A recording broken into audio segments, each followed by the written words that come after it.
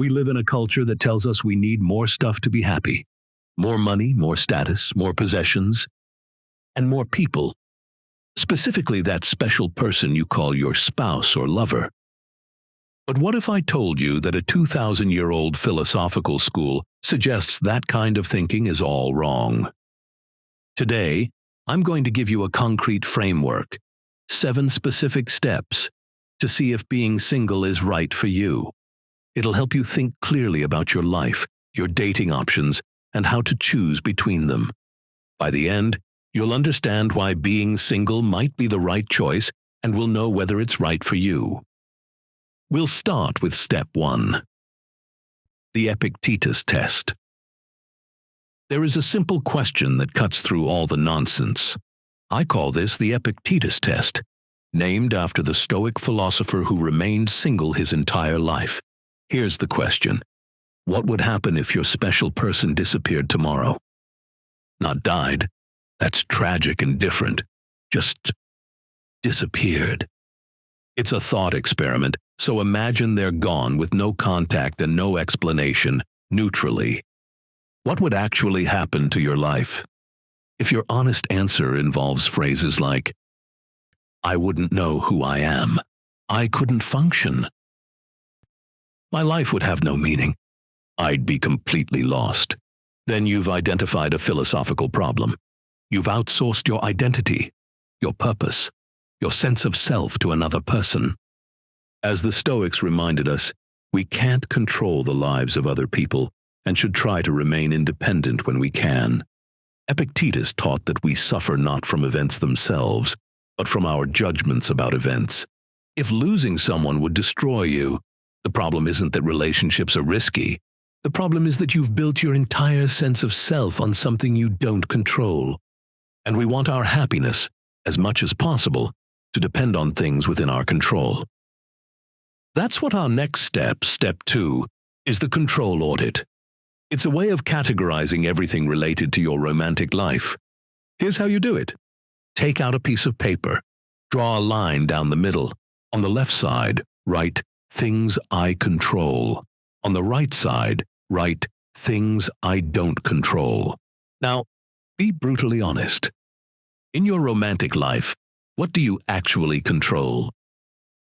I can give you a list that applies to practically everyone. You control whether you ask someone out, how you treat them, what standards you maintain, whether you stay or leave, how you respond to their behavior, your own emotional regulation, your choice to work on yourself. What you don't control, whether they say yes, whether they stay interested, whether they change over time, whether they're faithful, whether they love you back, whether they choose you long-term, their moods, their past, and their family, whether they break up with you. If you look at those lists carefully, you might be shocked to realize how little is actually in your control. You control maybe 20% of any relationship success. To put it another way, when it comes to romance, there's a lot you can't control. It doesn't matter if you're very smart, very good-looking, or have money. The bottom line is that you can't control other people. As Stoics, that's something we try to always remember, because when we forget the truths of life, we suffer. In general, the Stoics taught this radical idea: focus only on what you control and accept everything else as it is. If you can't be happy with the percentage that you control, then you're setting yourself up for a life of anxiety and disappointment. Let's go into these in detail. Whether you ask someone out is the first thing you control. This is your first act of agency in any potential relationship. You decide when you're ready to express interest, how directly you want to communicate your feelings, and whether you're willing to risk rejection for the possibility of connection. This choice requires you to overcome fear, manage your ego, and take responsibility for your romantic life rather than waiting for others to make the first move.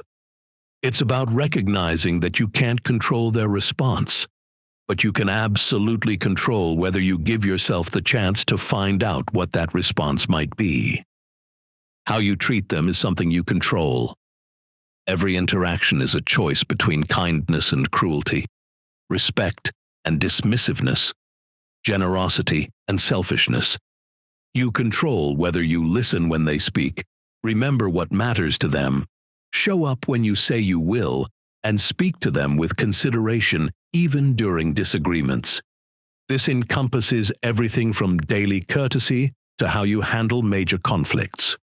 Whether you choose words that build up or tear down, whether you prioritize being right or being loving, and whether you treat them as someone worthy of your best self rather than a target for your frustrations.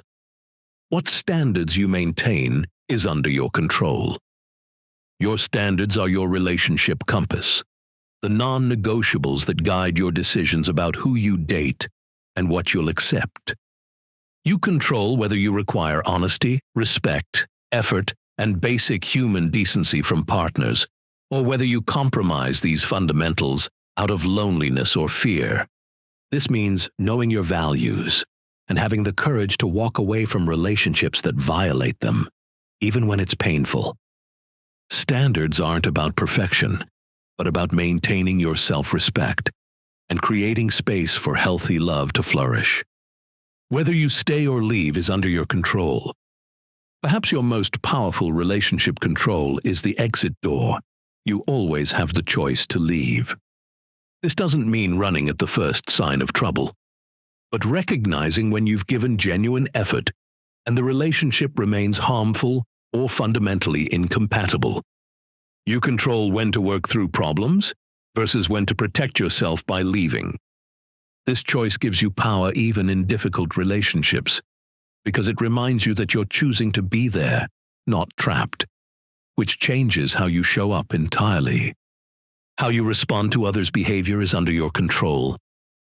While you can't control what they do, your response is completely yours to choose. You can respond to their anger with curiosity instead of defensiveness, to their mistakes with grace instead of punishment, to their withdrawal with patience instead of panic. This means taking a pause between their action and your reaction, choosing responses that align with your values rather than just your immediate emotions, and refusing to let their behavior dictate whether you become someone you don't want to be. Your emotional regulation is under your control. You are responsible for managing your own emotional state. This means developing healthy coping strategies for stress, anxiety, and disappointment, rather than expecting your partner to constantly manage your moods. It's about learning to relax in your own way, taking space when you need it, and addressing your needs by taking the initiative. Good emotional regulation makes you a better person and protects your relationship overall. Finally, your choice to work on yourself is under your control. Personal growth is your most powerful relationship tool because it's the one area where you have unlimited potential for improvement. This means honestly examining your patterns, taking responsibility for your contributions to relationship problems, and actively developing better skills. When you focus on becoming the partner you'd want to be with, you naturally attract healthier relationships and handle challenges with greater wisdom. Now let's examine how relationships relate to your most precious resource: time. This brings us to our third step. This is step 3, the time audit, or understanding opportunity cost. The approach we recommend here is simple. Count up the time you have and then decide if that's time you want to spend on yourself or share with another person. Cleanthes, another single Stoic philosopher, worked as a boxer and night laborer to fund his philosophical studies. He understood opportunity cost. Every hour spent on one thing is an hour not spent on another. So the way you balance that is to do a time audit. Time is precious, and all the time, whether we like it or not, we're spending it. So to figure out how we're doing, we have to examine what we're spending our time on, including in our relationships. Here's a list of things you will be spending time on, like it or not, in a typical modern relationship. Relationship maintenance. Texting and calling, planning dates, going on dates, discussing the relationship with your partner, managing your emotions for your partner, gift shopping, special occasion shopping, doing travel, including pickups, with and for them. The question you have to ask yourself is, what could you accomplish with that time instead? What skill could you master? What business could you build? What art could you create? The question isn't meant to be cold or calculating. It's about being honest. Every choice has an opportunity cost. The question is whether you're making that choice consciously. By asking it now, you can find your answer, and then act on it. This brings us to our fourth step. This covers the attachment inventory, or what you really need. This is all about understanding your time. To do that, you need to do an attachment inventory. Think about what you'd want in a partner, what you're seeking.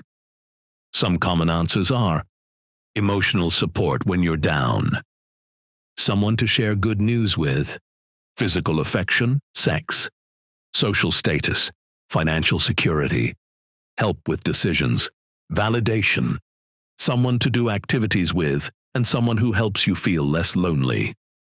Now, write them down, and next to each item, write whether this is something you could learn to provide for yourself, or find outside a relationship through friends and family.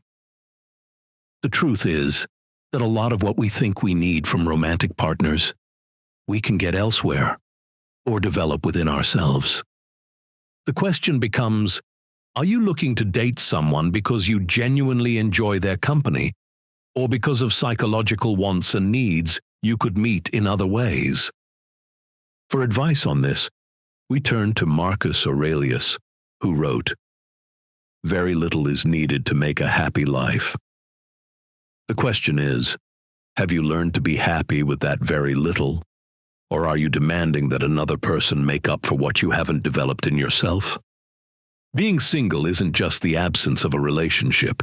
It's a specific set of advantages that coupled people don't have. If you like those advantages more than you like having a partner, it could be the right choice for you. That's why our focus in Step 5 is understanding the advantages of staying single. Here they are, in no particular order. You can make decisions quickly.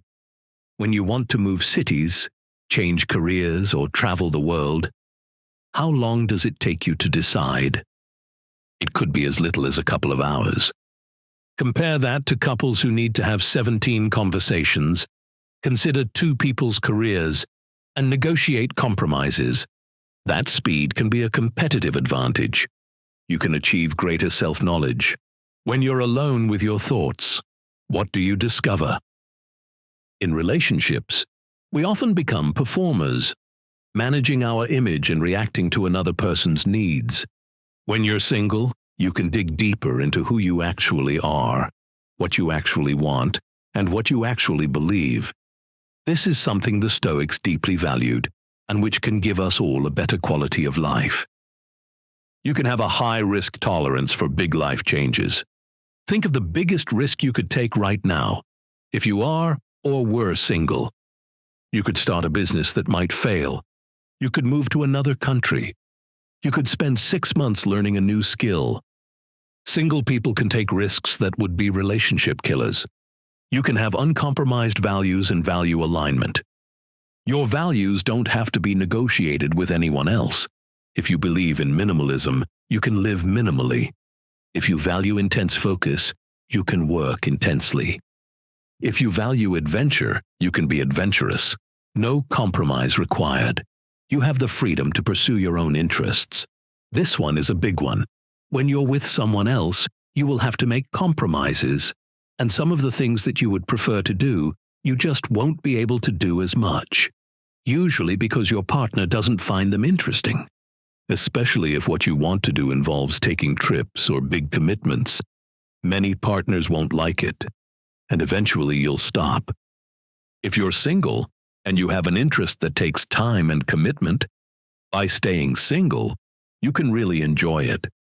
You have greater commitment capacity. You can often commit to things in a way that's difficult to do when you're in a relationship. Maybe you want to start a business, which will take all of your time and require you to travel. That's very hard to do in a relationship. It definitely causes stress. Remember that if you do have something which is going to take a lot of time in your near future, you can always stay single for now and change your decision later. There's no reason why not. You have peace and quiet. Being in a relationship involves some compromises with space and noise. There's a second person around, and it's a little different. As a single person, you have all the space you want, and that extra space has value. You have financial control. Another advantage of staying single, for many people, is just saving money. Maybe you're in a place in life where it's valuable to have full control over your finances and your money. By staying single, you can have more, and that's a nice thing. I'm not saying it's the only thing, or that it's necessarily the most important thing, but it is a nice thing. It does have some value. Finally, you have more control over your environment. Living with another person involves a lot of compromises over your environment, how clean you're going to keep it or not keep it. These are all things that you have to work out with another person, and you're going to have to make choices which are going to be different than what you would have decided on your own, frequently. So you want to think about that and make sure you're making the choices that are right for you. Together, these are all genuine advantages that coupled people have to give up. The question is, are these advantages more valuable to you than what you'd gain in a relationship? Only you can answer that, but the answer will depend on you and what you want. That's why step 6 is about contemplating the Stoic perspective on choice and virtue. Remember that dating is a choice. You do it because you want to, and if you don't want to, then you don't have to do it. Modern life carries a lot of responsibilities with it. In my opinion, even without anyone extra in your life, modern life still asks a lot of us. So if someone doesn't fit well into your life, that's how it is. You accept it, and you keep living. Consider for a moment what dating asks of us and of the people who are in our lives. What are we asked to do as Stoics? What is the most important thing? It's not dating, it's living virtuously. For example, it's making the right choices for others and for ourselves. It's doing good in the world, the kind of good that Marcus Aurelius did as emperor. It's helping people, helping others, and helping ourselves. That's what matters the most. Secondarily, we have choices to make about how we live our lives. We should always remember as Stoics that we have choices. Life is all about choices. So one choice is, does someone else fit right now in my life? You shouldn't feel pressured to give an answer that doesn't sit well with you. If you don't match with people around you, then that's life. Always remember that we can be happy by ourselves. So much of Stoicism is about looking within yourself and finding joy and satisfaction from within. We live in a society that doesn't value that, which doesn't honor it.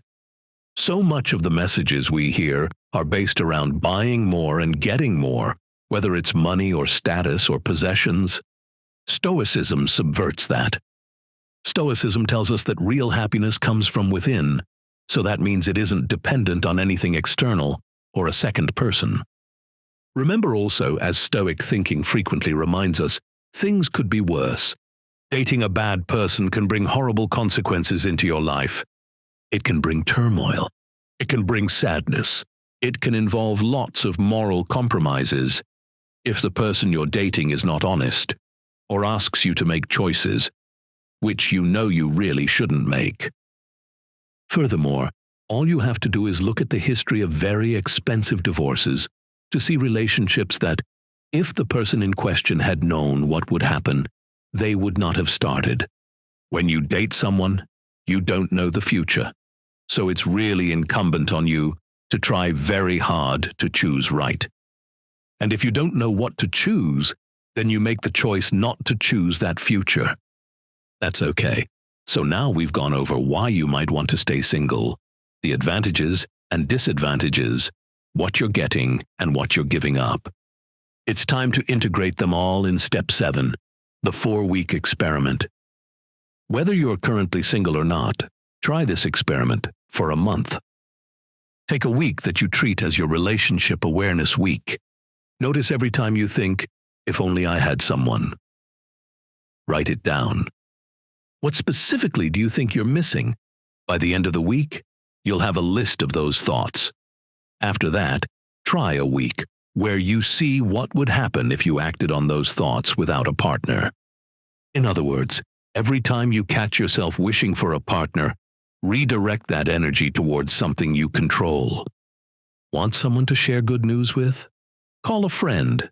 Want physical affection? Get a massage. Want validation? Work out. You get the idea. Then, try a solo enjoyment week.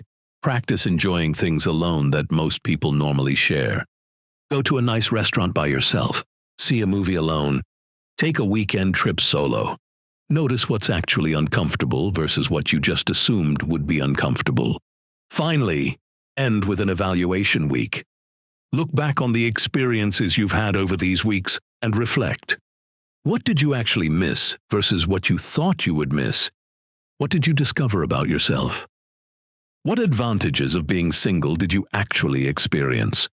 By now, you should have enough data to write your own rules instead of following culture's script, and that will enable you to make the decision that's right for you. In the end, I'm not telling you that being single is always better. I'm not even telling you it's right for you. What I'm telling you is that you have more choice than culture wants you to believe. Epictetus and Cleanthes, two of history's most influential philosophers, lived their entire lives single. Not because they couldn't find anyone, but because they found something else more valuable: complete ownership of their own lives. You might find the same thing.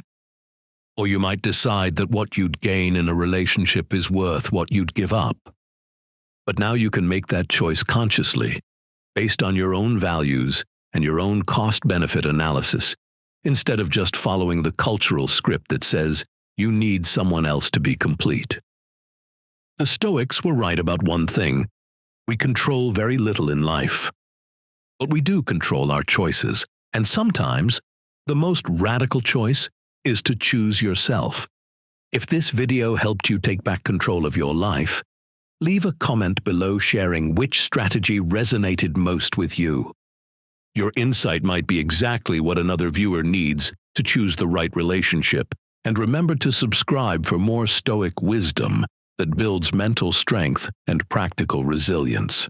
As Epictetus, a great Stoic thinker, once said, "No person is free who is not master of themselves." Whether you're single by choice or single by circumstance, you now have a framework for freedom, for thinking through the choice that is for you. We hope you can use it and benefit from it. You can live a fulfilling life with yourself or with someone else.